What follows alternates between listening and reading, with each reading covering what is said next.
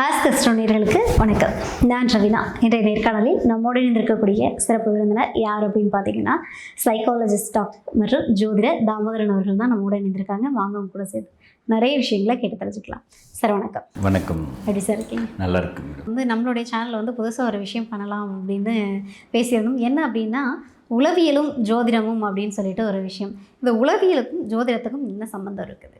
ஜோதிடத்தையும் இந்த உளவியலையும் சேர்க்கிற ஒரு மிகப்பெரிய ஒரு விஷயம் ஆயுர்வேத மருத்துவத்தை பற்றி நான் சொல்லியிருக்கிறேன். ஆயுர்வேதம் சித்த மருத்துவம் சொல்லுவாங்க. இந்த ஆயுர்வேதமும் சித்த மருத்துவம் என்ன சொல்லுது அப்படின்னா, வாதம் பித்தம் கபம் இதற்கேற்றவாறு ஒரு வாதத்தன்மை சமநிலை இல்லாமல் போகும்பொழுது ஒருவருக்கு பயமும் பதட்டமும் வருகிறது. கோபம் பித்தத்தன்மை சமநிலை இல்லாத போகும்போது வருகிறது. இந்த கபம் நமக்கு நிறைய எதிர்மறையான விஷயங்கள், டிப்ரெஷன், இந்த மாதிரி விஷயங்கள் கபத்தன்மையில் வருகிறது. ஓகேங்களா?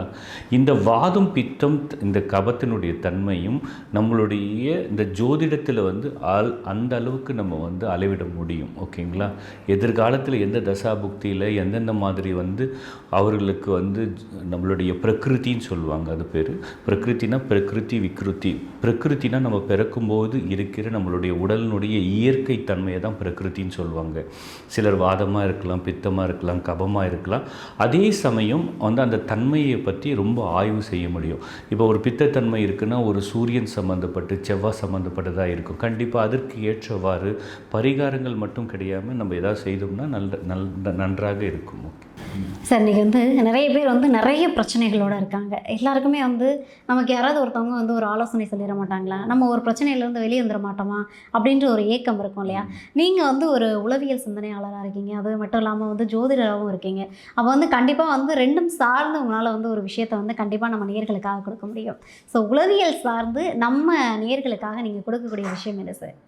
ஜோதிடம் உளவியல் இந்த ரெண்டுமே சிகிச்சை முறைகள் சொல்கிறேன். முதல்ல உளவியலில் ஏதாவது ஒரு பிரச்சனைகள் இருந்து ஒரு பேஷண்ட்ஸ் வராங்க அப்படின்னா நிறைய விதமான பிரச்சனைகள் இருக்குது. பிஹேவியரல் ப்ராப்ளம்ஸ் இருக்குது, நடத்தை சம்மந்தப்பட்டது, அதனால் வாழ்வியல் பாதிக்கப்படும்.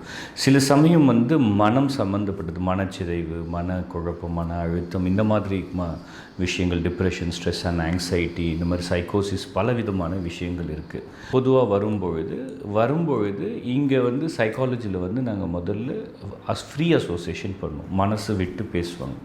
அவங்க மனசு விட்டு பேசும்போது ஒரு பிரச்சனை, அவங்க பிரச்சனையில் இருக்கிறாங்க, அந்த பிரச்சனையை மனம் விட்டு பேசும்போது அதுலேயே அவங்களுக்கு மிகப்பெரிய தெளிவு இருக்கும்.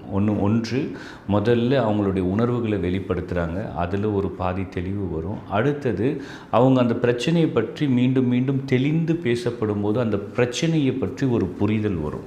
3 அதுக்கு அடுத்தது நாங்கள் சைக்காலஜிஸ்ட் என்ன பண்ணுவோம், இந்த பிரச்சனை அவர்களுக்கு புரிதல் ஏற்பட்ட பிறகு அவர்களே அந்த பிரச்சனைக்கான தீர்வை கொண்டு வருவாங்க. அதுக்கப்புறமா அந்த தீர்வில் எந்த தீர்வை அது அவங்க சூஸ் பண்ணுறதும் அவங்களே தான் பண்ணுவாங்க. இதுதான் கவுன்சிலிங் அப்படின்னு நாங்கள் சொல்லுவோம். தெரப்பி கவுன்சிலிங்னா ஒரு வழிகாட்டுதலோ இல்லை ஒரு பிரச்சனைக்கு வந்தாங்கன்னா அதுக்கு ஒரு தீர்வு கொடுப்பது எங்கள் கவுன்சிலர் சைக்காலஜிஸ்டுடைய வேலை கிடையாது. அவர்களுக்கு அந்த பிரச்சனையை புரிய வைத்து அந்த பிரச்சனைக்கான தீர்வுகள் அவர்களே தேர்ந்தெடுத்து அதுக்கான முடிவு எடுக்கிற தன்மையை உருவாக்குறதால் தான் இந்த உளவியல் சிகிச்சை. அந்த முடிவு எடுக்க வைக்கிறது. ஓகேங்களா? அப்போ அவங்க பிரச்சனையிலேருந்து விடுபடுவாங்க. இதே மாதிரி தான் ஜோதிடத்தில் இருக்குது. ஜோதிடத்தில் என்னென்னா இவர்கள் கிரகங்கள் ஒரு விதத்தில் ஜோதிடம் வரும்போது எனக்கு பிரச்சனைக்கு காரணம் என்னன்னு வராங்க. அப்போது ஜோதிடர்கள் ஒரு கிரகத்தினுடைய பாதிப்பு இப்படி இருக்குன்னு சொல்லப்படும் பொழுது அவங்களுக்கு பிரச்சனை புரிய ஆரம்பிக்கிறது. அப்போ அந்த பிரச்சனை புரிதலே பலவிதமான தெளிவில் ஏற்படுத்துறது. இதில் மிக முக்கியமான ஒரு விஷயம் என்னென்னா, இந்த பிரச்சனைக்கு நான் தான் காரணம் அப்படின்னு நினைக்கும் போது தான் அந்த கில்ட் கான்ஷியஸ்னஸ் வருது.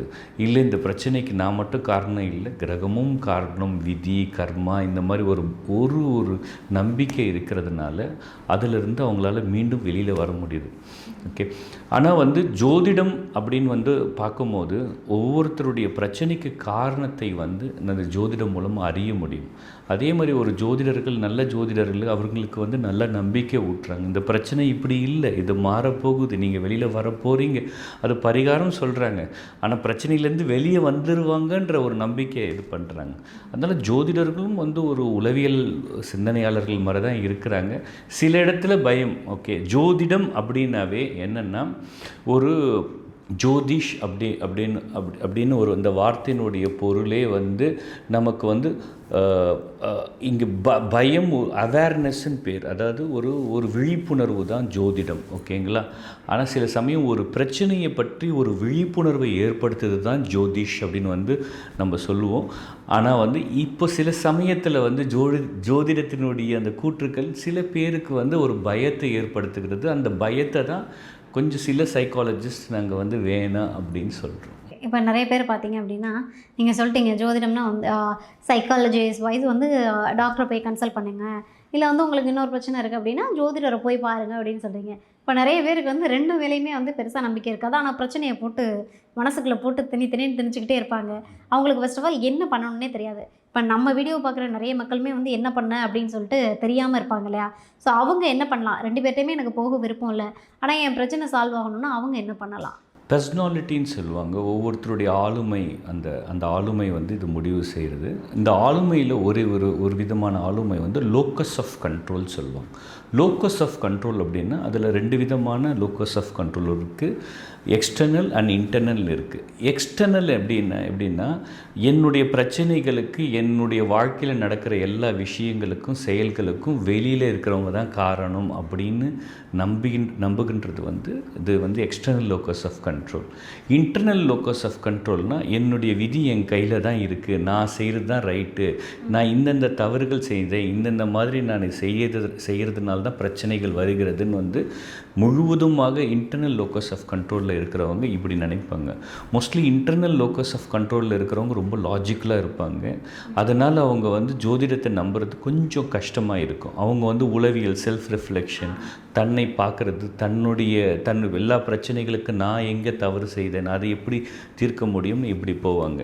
ஆனால் வந்து சில சமயத்தில் வந்து நம்மளுடைய எக்ஸ்டர்னல் லோக்கஸ் ஆஃப் கண்ட்ரோல் பிரச்சனை நம்ம கையை மீறி போகும்போது, நம்ம எல்லாமே நல்லா செய்து கூட நமக்கு வந்து ஒரு நல்லது நடக்கலையே, சில தவறுகள் நடக்குதே, மீண்டும் நடக்கிறதே, இதுக்கு என்ன காரணம்னு வரும்போது சிலருக்கு வந்து ஒரு பயம் வருது. அந்த பயத்தில் தான் வந்து எக்ஸ்டர்னல் லோக்கஸ் ஆஃப் கண்ட்ரோலாக இருக்குது. மற்றவங்க நிறைய பேர் துரோகம் பண்ணுறாங்க, நிறைய பாலிடிக்ஸ், டிப்ளமேட்டிக் விஷயம்.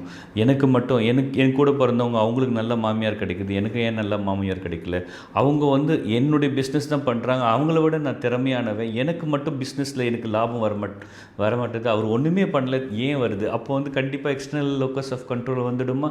அப்போ எங்கே போவாங்க? அது புரிய முடியாத போது அப்போ என்ன தான் இன்டர்னலாக அவங்க ஆய்வுகள் பண்ணால் கூட அந்த சமயத்தில் தான் ஜோதிடம் நம்பிக்கை இருக்குது. அந்த நம்பிக்கையில் வரும்போது அங்கே கொஞ்சம் தெளிவுகள் ஏற்படும் போது கண்டிப்பாக அது வெளியில் வருவதற்கு, அவங்களுக்கு முடிவு எடுப்பதற்கு கொஞ்சம் ஜோதிடம்னா நான் சொன்ன மாதிரி அவேர்னஸ், நான் என்னுடைய ஆளுமை, என்னுடைய வாழ்க்கையில் நடக்கிற விஷயங்கள், எனக்கு ஒரு அவேர்னஸ், அவ்வளோதான். ஒரு ரூட் மேப் கொடுக்கப்படும் போது தெளிவு ஏற்படும்.